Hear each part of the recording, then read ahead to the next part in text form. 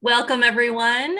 I'm Rebecca Vanook, the Executive Director of Library Reads. Thank you so much for joining us for the 10th installment of our Mystery at the Library Book Club series, brought to you by Sourcebooks and Baker & Taylor.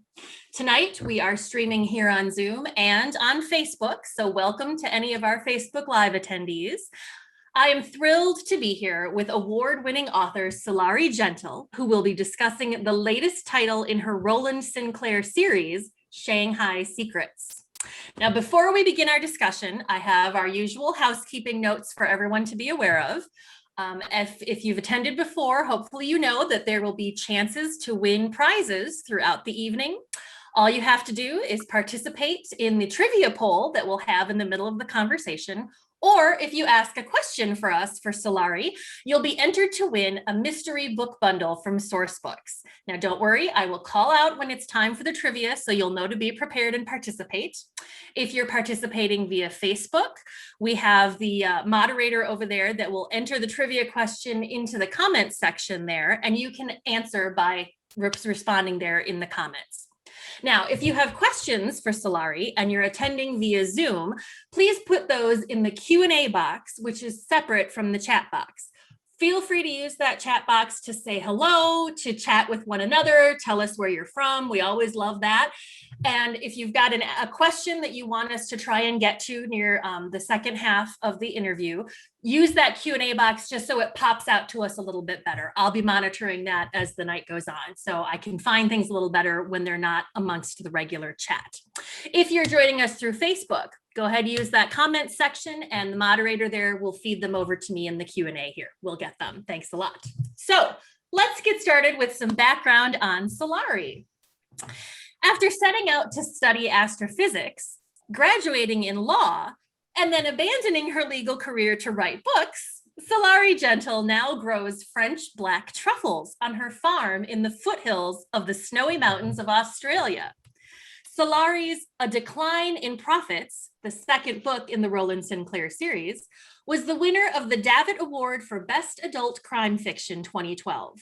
She was also shortlisted for Best First Book for A Few Right-Thinking Men for the Commonwealth Writers' Prize 2011. Paving the New Road was shortlisted for another Davitt in 2013, and After She Wrote Him won the Ned Kelly Award for Best Fiction in 2018. Hello, Sulari. That is quite a list of accolades for your books there. I am so glad that you could join us this evening, or morning for you, actually. Hello, Rebecca. It's an absolute pleasure to be here. Thank you so much for having me. I'm so glad you could join us. This is going to be a great talk tonight. So why don't we go ahead and dive right in? So everybody's, waiting to hear what you've got to tell us. So let's start off with this. What was your inspiration for the Roland Sinclair Mystery series? Was there a particular book or a movie perhaps that inspired your love of historical mysteries? Something much more pragmatic, actually, and less romantic. I came to writing really late. I was a lawyer, and I quite liked being a lawyer, but I was one of those people that was a serial hobbyist. So I'd pick up a hobby, do it madly for 6 months, and as soon as I'd mastered it, move on to the next one. So, I've painted and I've planted gardens on grand scales and dry rock walled, and I can weld, and I can even pregnancy test your cows. And all of those things I just did on some mad whim. And I started writing in exactly the same way. I had finished the welding course. I was looking for something to do. And I thought, I'll write a novel.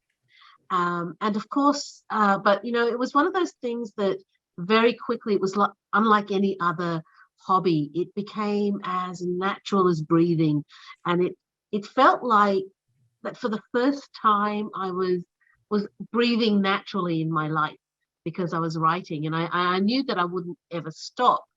But at the time I was writing mythic fiction based on the ancient Greeks, and it wasn't crime fiction at all.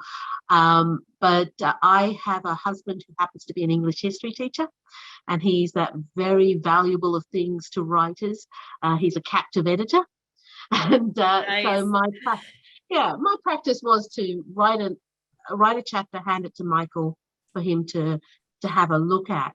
But I had realized that I was never going to stop writing, and I was disappearing for large periods of time into my own head. And a writer's head is a very interesting place for the writer. There's people in there and things happening, but it's a bit problematic for the people who live with the writer. So I was trying to, I came to a stage where I was trying to make my real world and my imagined world work together.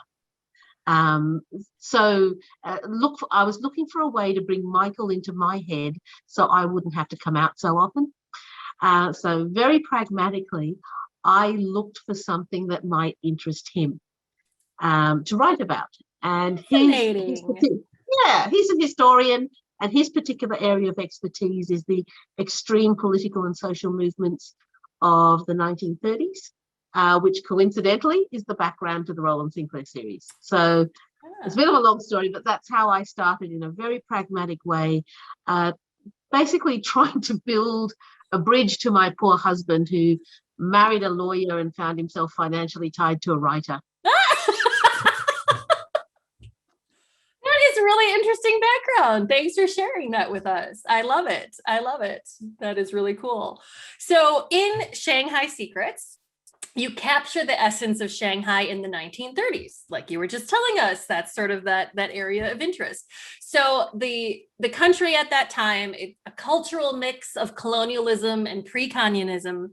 And actually, at the beginning of each chapter, you include a snippet of a real news article from the time period. So what attracted you to that made you decide to have Roland Sinclair travel to Shanghai? And what scope of research did you perform to fully immerse the character in this kind of politically charged time? You can't just sort of make stuff up, because people can find out, what really happened. So how did you do your research for that? Well, initially, the reason I sent Roland to Shanghai is it's the ninth book in the Roland Sinclair series. And my particular interest is in that period between the wars, how we got to the stage that World War II happened, and the Holocaust and the atrocities and the sheer devastation of that war. How we as the human race and the planet actually got to that stage. But I found that I realized what I'd been doing was looking west all the time. So looking to the UK and to America and Australia as to what was going on and what was the political and social situation that was leading to it. And there's a whole other half of the world. And it just occurred to me, what was China doing? This huge entity, what was it doing in the lead up to the war? And I started looking into it. Now, it was really because of who I'm married to, and because of the other books, I'm fairly well versed in the 1930s in the West. Going to China presented me with something really different. I hadn't actually known. Hadn't actually investigated. I wasn't actually aware of what exactly was going on in China at the time. I knew that the communists were coming to power. They hadn't yet got to power in the 30s, but I knew they were coming to power. I knew that China was, basically a large rural economy that had come off an emperor, and it was in a bit of a political change at the time. I knew that colonialism had hit China hard, and you had places that were treaty ports. And treaty ports were quite interesting because it was parts of China that were actually owned and run by other countries. So this particular novel takes place in Shanghai, which is a treaty port, and Shanghai at the time was owned and run by France and Germany, and there was the American part of Shanghai and the British part of Shanghai. And I thought that was a really interesting setting for a novel to actually have a look at how that worked. Now, the way I research is I don't do a lot of research before I start writing. I research as I write. Okay. So, the novel is a journey of discovery for me in a lot of ways, and I've always hoped that that translates to the pace of the novel. That quite often, when readers discover something in my novels about history, I'm discovering it at the same time, so we can share that excitement. Very cool. Yeah, I can absolutely see someone like reading your book and like having Wikipedia open on their phone to be like, okay, now I need to know more about colonialism. Now I need to know more about, what was life really like in the 30s. And yeah, like I think that is one of the things, that your writing is so good at. And what attracts people to those novels is you're not just being entertained, you're learning something, you're getting a history lesson. So yeah, that's. Well, of course, I'm married to an historian, so he won't let me play hard and fast with history. See, So and that's even better. That's what gives it that real authenticity. So awesome, very awesome. All right. So speaking of history, right? There's always been this kind of the myth of the missing Russian princess, Anastasia Romanov. So the victim in your book is a girl who once claimed to be the lost royal, and that sort of adds an extra layer of tension to the mystery that Roland and his friends must solve. Can you tell us a little bit about why you decided to add that sort of extra layer, extra storyline to that? Well, partly because it was the time. So in the 1930s, the I am Anastasia people were coming to the fore. Yeah. So there was a few people who came out claiming to be Anastasia. And why they picked Anastasia, I'm not entirely sure. It might have been her age. She was the youngest princess. Part of why I wanted to include that was that I wanted to give that phenomenon context. But when you include historical events in a novel, they both give the historical novel context as well as the historical part of the novel context, as well as the fictional part of the novel context. So it was that time when history was in the making, and it was still vague enough that people could come out and claim to be a Russian princess, and people weren't sure. The other thing is also there was a certain amount of pathos that came out of that that I think actually really portrayed well the plight of the White Russians in Shanghai. They had come from aristocracy, and they had just backed the wrong side. They had stayed loyal to the Tsar, and as a result, they ended up in appalling poverty. And when the Japanese came into Manchuria, they were slaughtered and tortured and experimented on, and they fell from the highest point of society to the lowest. And I think the Anastasia story actually puts that into stark contrast in the context of the novel. Excellent. That's awesome. So talking more about your main character, Roland. So he has this trio of housemates that are very unconventional, let's say. So is there a particular character in that bunch? We've got Milton the poet, Clyde the artist, Edna the sculptress, or, even Roland Sinclair himself. Is there a character that you see yourself in the most, or did you base any of these characters on anyone that you know in real life? Tell us a little bit about your character development. Well, the characters, Roland Sinclair seemed to walk into my life in a lot of ways. I was looking for a character that could walk in all levels of society. So he needed to come from the wealthy upper classes, because in Australia in particular, the wealthy upper classes wouldn't talk to you unless you were one of them. But he needed to have the trust of the working classes as well, and the bohemian set, and making him an artist was a way to do that. But interestingly, when I made him an artist, it also gave me a connection with him. I'm not really an artist, but I do paint, and I just suddenly had I had a knowledge of the way he looks at the world. He looks at things in terms of composition. He looks at people in terms of how interesting they would be to paint. And so in some ways we had a shared artist's eye, and that gave me a connection to Roland. Otherwise, he's nothing like me. But I like him. We're good friends. I've been writing him for 10 years now, and it feels very much like we're old friends, and that we know each other well, but we're not the same person. Edna was created because I knew I was writing a long series, and everyone knows that if you're writing a long series, you cannot let the female lead and the male lead get together until the very end. So I needed a woman who would plausibly so fascinate Roland that he would stay in love with her over several books, regardless of whether he got anything back for that.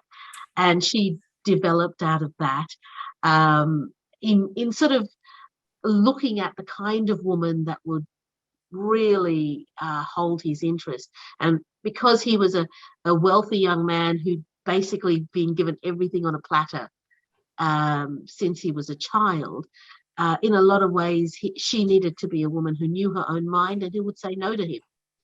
And she does all the time. And it only makes him more in love with her than less.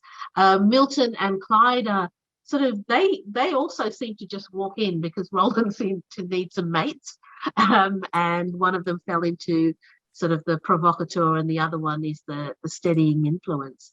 The only character that really was taken completely from real life, doesn't actually appear very much in Shanghai Secrets, though he's mentioned, is Roland's elder brother Wilfred. Okay. Who is the grumpy, stoic, conservative elder brother, who is actually my husband. And so much so that when I'm writing Wilfred's dialogue, I will often just turn to Michael and say, "What would you say if?" and type it down. And it was quite funny when the first books came out. I had so many people come to me and say, "Oh, we love Roland, but we hate Wilfred. Can you kill him off?" And I had to tell them I married him. I can't kill him off. So he's a slow burn. People have come to love him over several books, and certainly my husband claims that he is the real hero of the Roland Sinclair series. To get to know him is to love him, right? Indeed. Oh, that is a delightful little tidbit of insider knowledge. Thank you for sharing that with us. I love it. And actually, since we're speaking about Roland really quick, there was a quick little question that came up in the chat, and I'll put it in here just because they would like to know if Roland's nickname, do you pronounce it Raleigh or Rowley? I pronounce it Rowley. Rowley. There are people here who say Rowley. Okay. And I presume that would have been the case for him as he was walking around. Some people would have called him Rowley and some people would have called him Rowley. And I don't think that he would have cared either way. Hey, that's an extra bit of insight too. I love it. Very cool. Okay, good. Thank you for that little tidbit. So moving away then for a second from Rowley, you have also written a couple of standalone mysteries, including the 2018 Ned Kelly Award winner for Best Crime Fiction, After She Wrote Him. So tell us a little bit about that book, and maybe talk to us about how writing standalone is different than writing a series book, or is there really a difference? We'd love to kind of hear some insight to that. I think this After She Wrote Him is a postmodern metafictional crime story. It's based on the conceit of what if you were writing about someone who was writing about you, and in the end, which of you was real. And it looks at the story of Madeleine de Leon, who is a crime writer who decides to write a crime novel. And at the center of her crime novel is a hero called Ned McGinnity. And Ned McGinnity happens to be a literary fiction writer. Okay. Ned McGinnity, on the other hand, is writing a literary novel, and he's putting at the center of his literary novel a crime fiction writer called Madeleine de Leon. And it looks primarily at what the nature of a crime is. It's a deconstructed crime novel, but it also looks at the relationship between the writer and their protagonist. It's a book I don't think I could have written if I hadn't written 8 or 9 Roland Sinclair novels first. Oh, okay. Tell us a little bit more about that. Yeah. I think because the nature of the relationship between the writer and the protagonist is a very unique one. We play very close to the line between imagination and delusion. In order to make a character authentic, you have to let yourself, a little part of yourself, believe that character is real, believe that character is a person, and care about them. Over several books, that you step closer to the line between imagination and delusion each time. Mm-hmm. So when you get to about 10 books, you're very, very close to that line. And I wondered what would happen if you allowed yourself to step over it, if you allowed yourself to really believe that this person that you made up is real. And so After She Wrote Him is basically exploration of that. I suppose in relation to whether it is really different to write a standalone from a series book, in some ways it's like writing the first book of a series. You don't know where it's going to go. For me, the characters live on after a novel. And so in my head, as with Roland Sinclair, there are other things that they are doing and things that are happening in their life. Their lives don't stop existing for me just because I finished the novel. So in that sense, it's similar to writing the first book of the Roland Sinclair series. It's just that you don't actually write down the second part of their lives and the third part and the fourth part yet. I may one day, but I always I never say never, because you just don't know what will catch your fancy. I always thought that standalone was it. I'd said everything I wanted to about writing in a standalone, and I wasn't ever going to write another one. I would just keep with the series, because it's a bit of a wrench saying goodbye to characters. Mm-hmm. It's like saying goodbye to friends. Mm-hmm. But I said that, but then again, I have a new standalone coming out next year. So so clearly, I was never lying know you never know what direction you're gonna end up in. You don't know what'll spark in your mind and your heart, so that you have to write it. Got it. Well, thank you for that. That's fascinating. I think we all sort of wonder that, like especially when you have a long running series, this is sort of an offshoot question, but do you sort of think, okay, around, book 12 is when I'm going to start to wrap it up? Or do you think more like, hey, wherever Roland is going to take me, I'm going to write along with it. So is that sort of... Well, I knew from book 1 that I would write Roland until the end of World War II. Okay. Mm-hmm. So that's still a few years in the future. I had thought initially that there would be one book for each year between 1932 and 1945. Okay. Which is a long series. But I've written book 10 and I've only just got to 1936. There was a lot going on in the 30s. So I just let it unfold naturally. I don't write the same thing twice. So every book tends to be about something different and talking about a question at its heart that's different from every other book. I do know where the end point will be in terms of time. Mm-hmm. And I do want to write him through World War II, because it feels to me kind of cowardly not to, since so much of the series has been about the build-up. Yeah. And I think people will want to know how Roland, Milton, Clyde, and Edna fared through World War II. So I will write them through, and I want to know. Sure. Of course. Awesome. So that's Yeah. Oh, that's very cool. Love it. All right. Let's move into our trivia portion. How does that sound? So we're going to find out if our audience is ready to solve murders with Roland Sinclair by testing their knowledge of Shanghai. So now remember, if you are on Facebook watching us, go ahead and watch for those questions to come into the comment section. Here on Zoom, we're going to pop them up right here. And every time you participate in a poll or ask a question, we're going to enter you into that mystery prize pack raffle. So first question is up there. During the 1920s, Shanghai became known as, pick one of those. We'll give you a couple seconds on that, and then our fine friends at Sourcebooks will pop up the next question for us. And while we are having these trivia polls pop up, Sulari, why don't you tell me a little bit about what you're reading these days? What's people might assume, oh, she loves historical mysteries, right? Is that what you like to read, or do you like to read something different than what you write in? I'm quite eclectic. I'll read pretty much anything, as long as it's a good story.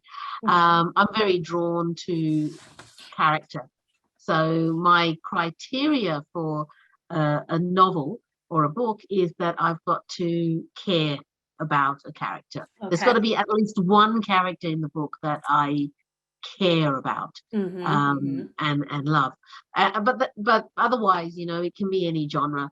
I do read quite a lot of nonfiction books just as background to my work, and I do read a lot of crime fiction simply because I'm attending festivals and events where I'm on panels with other crime fiction authors. Yeah.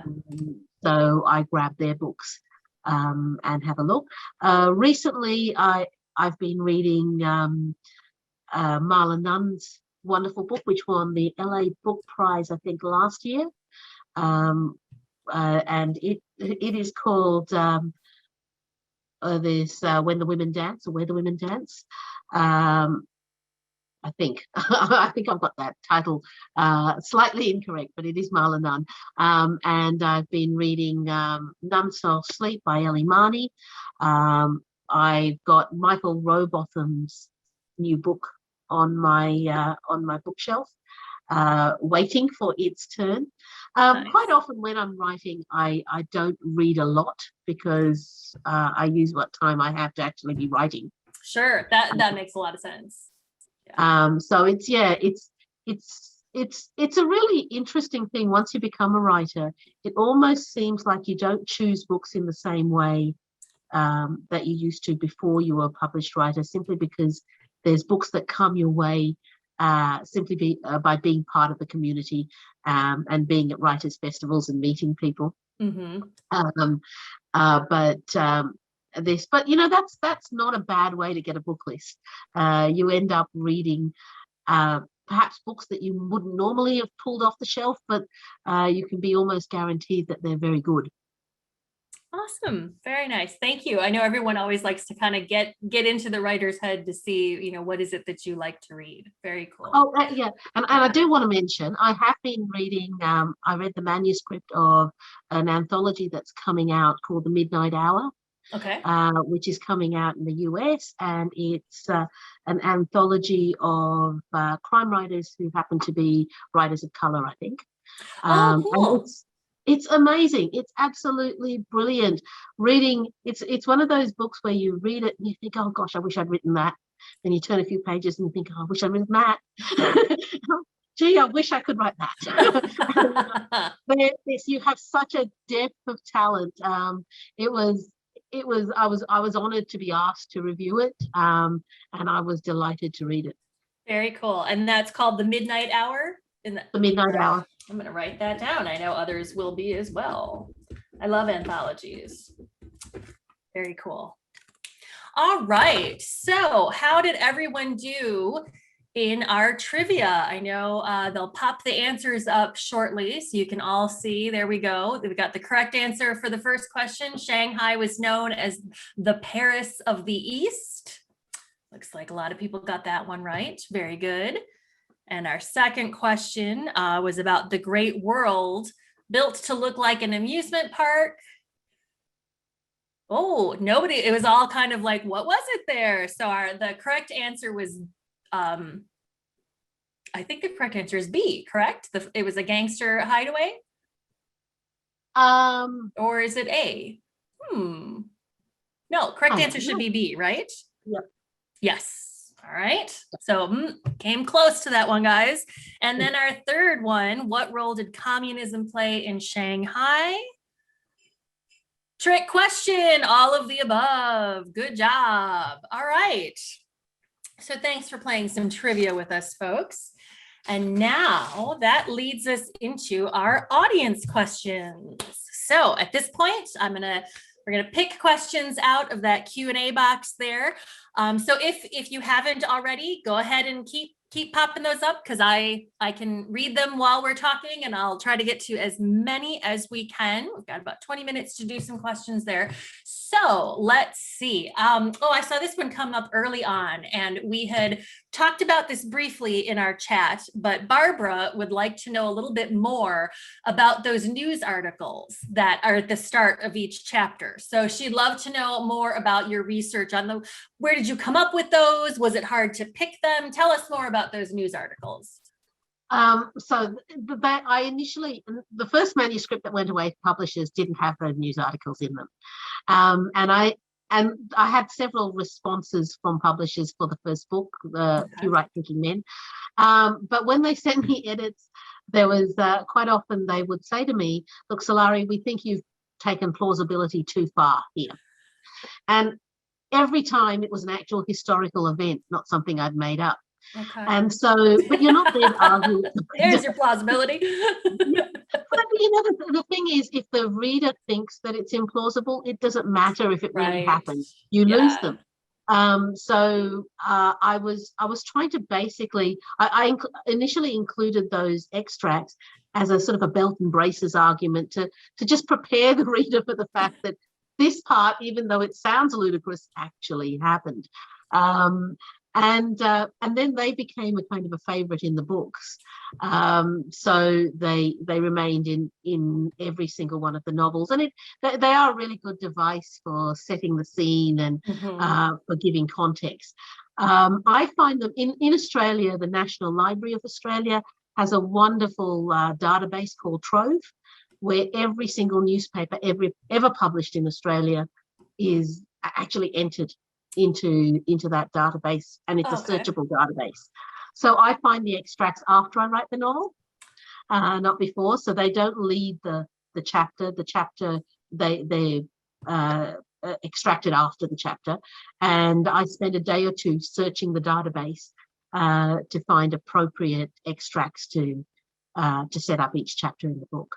Okay, see, that's fascinating. Yeah, all right, very cool. I think America has newspapers.com, which is a similar sort of system that you can subscribe to extract. And certainly in the next novel, which is set in the US, following Shanghai Secrets, I use newspapers.com to do the same thing with American newspapers. Got it. Yes. And many libraries here have different subscriptions to databases that have all kinds of newspapers and magazine articles and all of that. Okay. Very cool. Very cool. Thanks for that. All right. So we have next, I've got Lakita and Donna asking sort of the same question. So I'm going to meld them together. They'd like to know a little bit more about your former law career. So how does this factor into your writing at all? Do you find that your writing kind of reflects your experience in law, or rather maybe what you wish the legal system was more like? Or are there things that you know that, your normal non-law person might not know that you can kind of slip in as a fact? Or tell us a little bit about that influence. Look, sorry. I was a corporate lawyer. Okay. So my particular area of expertise was the negotiation of big contracts and governance and compliance and very sort of dull corporate sort of things. I quite liked being a lawyer, as I said before, and it was an interesting occupation. I don't know that I took any case facts into any of my novels, but what the legal training does give you is it's an incredibly good apprenticeship for writing fiction. The legal profession might not like me saying that. For a number of reasons. One of the things is that the legal profession is a writing profession. Mm-hmm. So you know how to write, and you know how to write quickly and Okay. precisely, Mm-hmm. which is very handy for a writer. So I can write quickly, but I also tend to be a one draft writer because I choose the words precisely each time and say exactly what I want to say, which speeds up the process. Doesn't necessarily mean it's any better than someone who redrafts 150 times. It just Mm-hmm. speeds up the process. The other thing is you're trained not to wait for the muse, so you just write. Okay. So nobody says to their lawyer, give me such and such an advice, and he says, well, I've got to wait for the muse. And, I've got to wait till I'm in the mood. Yes, wait for it to come to me. Yes, exactly. So you just write. So that's a really good technical use. But the most important thing is the legal profession is about perspectives. Mm-hmm. The reason you always have a defense and a prosecution, or two sides, a plaintiff and a defendant, is because there's always two perspectives on fact.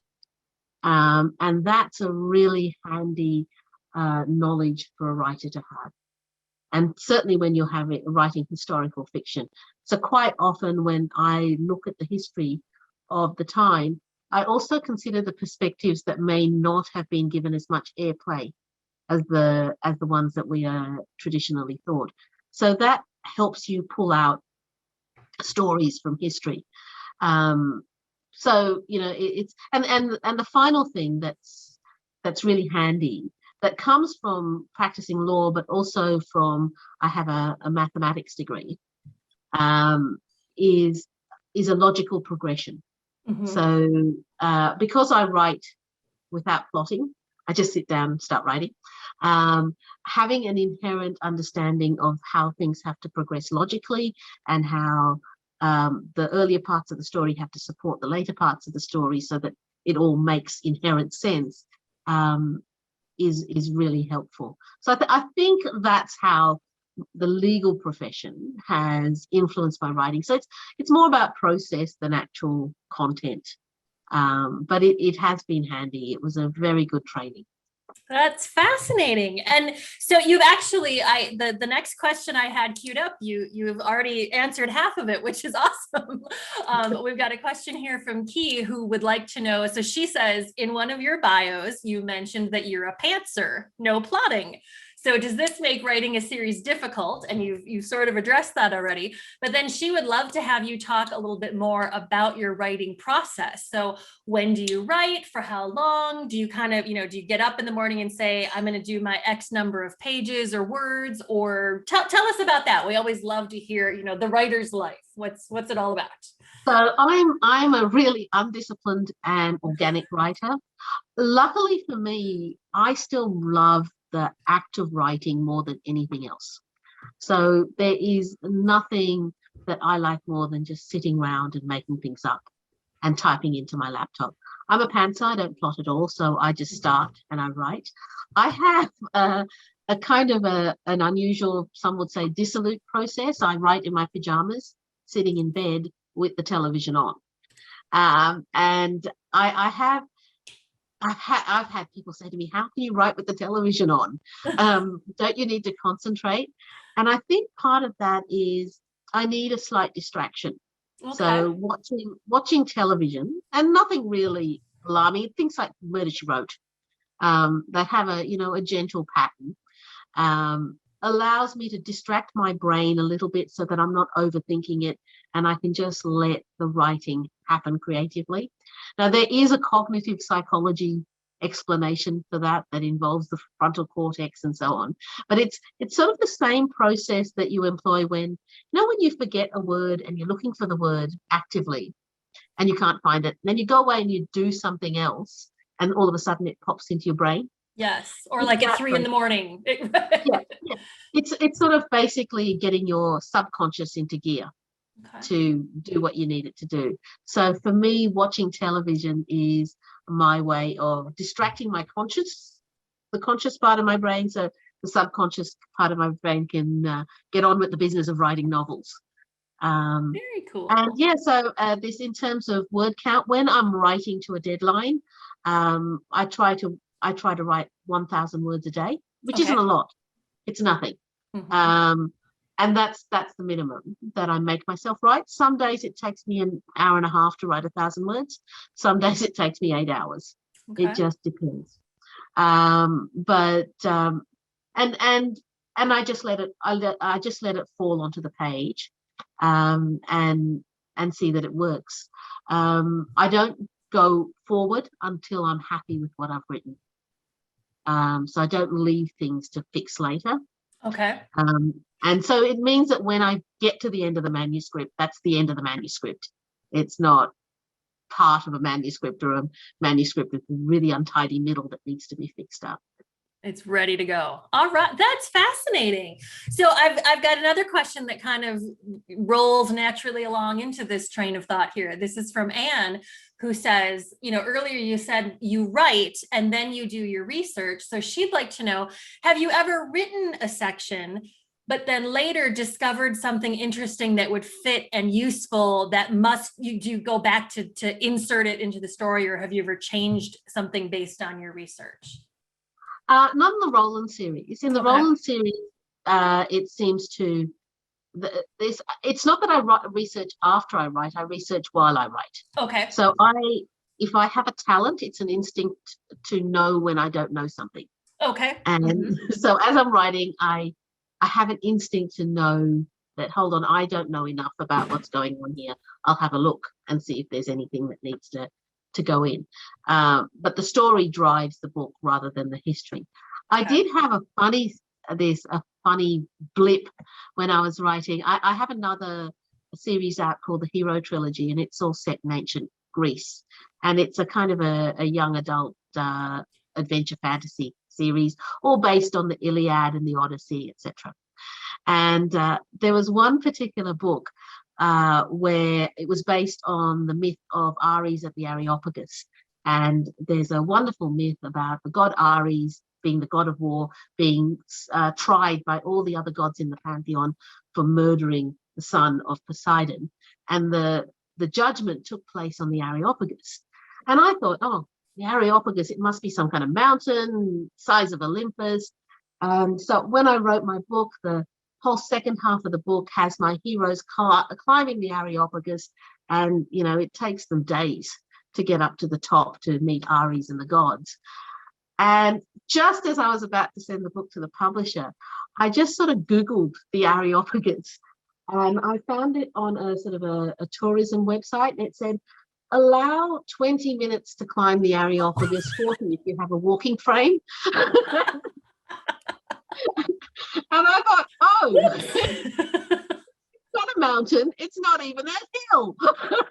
Maybe it shrank from over the millennia. Well, luckily, because I was of the kind of fiction I was writing, I could write that into the story. And at the end of my book, this Poseidon pounds the Areopagus into the ground and I makes love it. That's awesome. But I couldn't really do that with the Roland Sinclair mystery because I don't have, Greek gods on hand to fix my geographical mistakes. Right. That's what's the Deus ex machina? That's like the Exactly. Nice. That's awesome. Awesome. All right. We have a question from Facebook from Jocelyn, who would like to know if the Roland Sinclair series ever became a TV, a Netflix or Hulu series, who would you like to play Roland and why? Oh, that's thought about that yet? Because those are always tough. Yeah, it's like casting someone to play your brother or your father. I know him. I think it would have to be someone who is totally new, a complete unknown. Okay. Because otherwise, his past acting jobs would interfere with my vision. But that's why they never let authors cast the movies, because we're too wedded to the people in our head. You're too close to it. You're too close to it. Look, whoever he is, he'd have to be handsome. Oh, I like it. That's a good answer. So he's got to be handsome and he's got to be an unknown. That's a good answer, actually. And he's got to have a beautiful voice. Okay. He's got to have a lovely. I like voices. And I I think he'd have to have a lovely voice. It couldn't be a very high, squeaky one. It just have to be a lovely voice. So I bet you're going to be watching a movie or TV or something one day, and somebody's voice is just going to hit you out of the background, and you're going to be like, "That's it. That's my Roland." Right? Yeah. Exactly. It would be that. But the thing is that movies take so long to make that unless the person was 10 years old now, by the time the movie or the Netflix series got made, he'd be too old to play Roland. All right, I'm going to start keeping my eye on like up and coming young adult actors. We can see what we get for you. Primary school productions.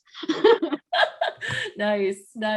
All right, so continuing to speak about Roland here, I've got a question from Jose. He would like to know, does Roland have a life goal? He doesn't seem completely committed to painting. He's sort of this devil-may-care bachelor, and he's got the wherewithal, but that doesn't really fit. What drives him as a character? Look, it's an interesting thing and I think that's one of the problems of vast wealth, is that a lot of what drives people is quite often determined by survival, what you need to do to make money and so on. So that's what becomes your driver. If that's all taken care of, your driver, you don't have the framework to make what drives you clear. So I think Roland's still looking. He knows he's in love with Edna. He likes to paint, but he's got the kind of money that he doesn't need to paint for judgment or for sale. So he paints for himself, what he wants to do. He doesn't seem to be a naturally competitive person. So he doesn't require accolades. And one of the things that I actually find charming about Roland is that he doesn't need external approval. And so that makes drivers kind of woolly for him. And I suppose that's part of his character. He doesn't have that kind of external driver that he needs for fulfillment. He's almost calmly fulfilled in himself, as it is. He has a very keen sense of justice, and I think he has an understanding that he has a unusual place of privilege in the world, and he really feels a sense of obligation in this as a result to actually use that to champion causes and to champion people who may be ridden over by the system. Whether that becomes a concise drive or something that is articulated properly remains yet to be seen. In some ways, he's not yet reached that stage of self-awareness that he knows what drives him. Not just so he's just not quite mature enough yet either. Maybe a little. Yeah. It's just this one of the things of vast privilege is that you get this delayed need to define and mature because you don't need to. Yeah. You can be who you are. Edna, on the other hand, has a very clear driver, and she has a very clear ambition. And in some ways, that's what he really loves about her. And maybe he understands that he hasn't got it, and that's why he's so drawn to it in her. That's very rich. Interesting. So these questions are just piggybacking so nicely together. I love our attendees. They come up with the best questions. I love it. So here we've got one naturally flowing into this part of the conversation from Mary Murphy, who says, I found the group of 4 friends living off the largesse of capitalism from the wealth of Roland's family, but supporting communism very much a conundrum. So I think you started to sort of answer that a little bit, that perhaps, it's the youth of it sometimes, right? That we have these, it's great to get excited about these movements when you're young and fresh and still living off of the largesse of others. So let's talk about that a little bit too, since it also fits in so well with, the time period and all of that. So I think, they did exist, those sort of communes almost. They weren't quite communes, but those sort of gatherings of friends did exist very naturally in artistic circles, certainly in Australia, but I think also in the US and the UK. all over the world, artists like to hang out with each other. And they were very communal in what they gathered. So, and I know even now, I paint sometimes with a group of painters. We all borrow each other's stuff.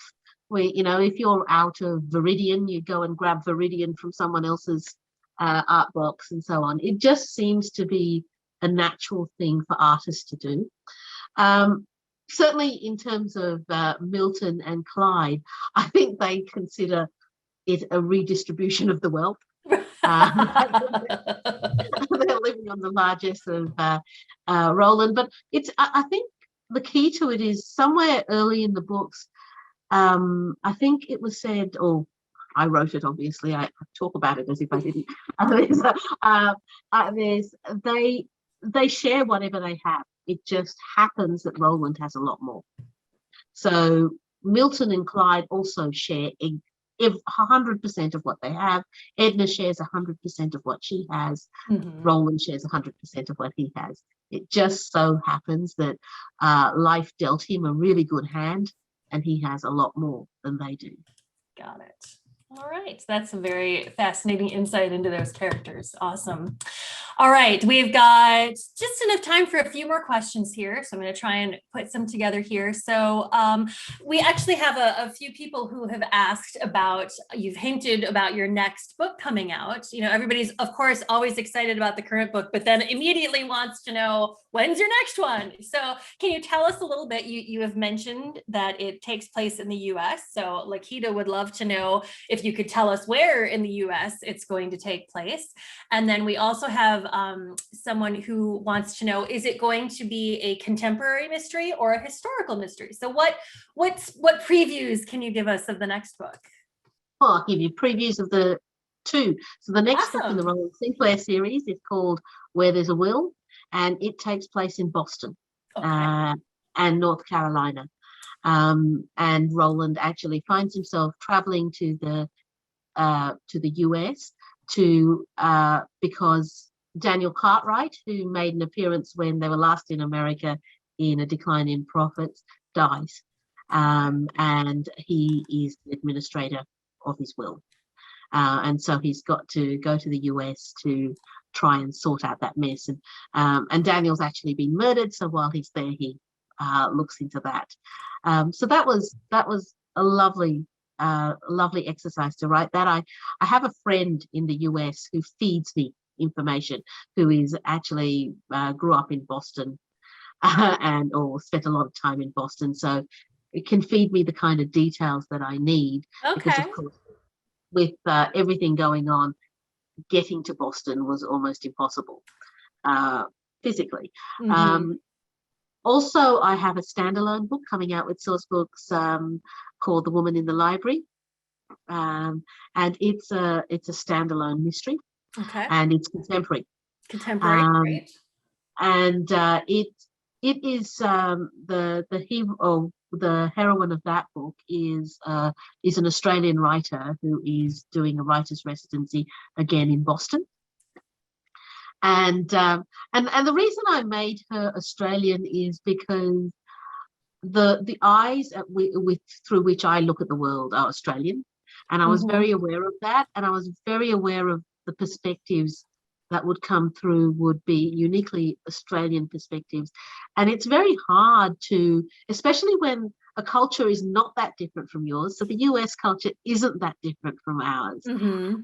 It's very easy as a writer to think that you can just write as an American, but it's all those little subtleties that you miss. So I did want to actually pay respect to that difference by not trying to just barge in there and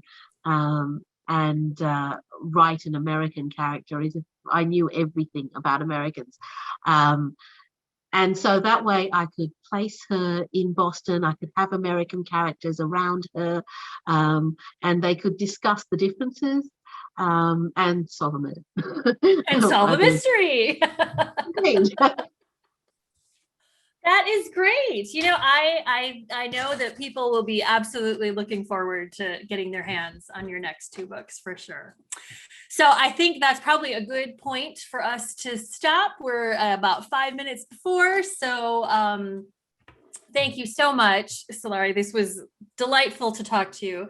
Thank you, everybody, for your questions and for being with us to listen. And thank you for your participation. I just saw the folks from Sourcebooks have put up tonight's winners for your book bundles. So look for your name there. We've got Kim Tremer, Merle Terrace, and Jose Rodriguez. Go ahead and email Emily at Sourcebooks with your email address to claim your prize. And thanks for that. So if you're, let's see, where am I? Thank you again to everyone. We've also got the link up there for the next in the series, the June event that is happening Wednesday, June 30th at 7 p.m. Eastern, where we'll be talking with USA Today bestselling author Carter Wilson about his latest mystery thriller, The Dead Husband. This is a story of deception, hereditary sin, and what people will do to protect their own. You won't want to miss that or that book. So the registration information is there. Go ahead and register early for that. Thank you again, Sulari. I know, you know, when we chatted beforehand about, oh, what's the event going to be like and what is our audience like? I always like to tell our authors that, you know, the people that come to these events are book lovers, right? And I'm a book lover. You're an author. You're obviously a book lover. So it's always delightful to talk and commune with book loving people. And I think one of the things I like to let the authors know in advance is that our attendees are really interested in you as a person and what makes you tick and how do you come up with these ideas. And I think you've done just a wonderful job of sharing all those details with us tonight or this morning for you. So thank you so much for spending your time with us. Thank you so much for having me, and thank you everyone for coming. It's been a delight. Yes, thank you so much, everyone. So I wish everyone a happy and healthy rest of your day. And Sulari, I hope I get to talk to you again. I'm going to look forward to these 2 new books coming out, and maybe we'll get the chance to chat about those sometime. I would love that. Thank you so much, Rebecca. Thanks, everyone. Have a wonderful evening.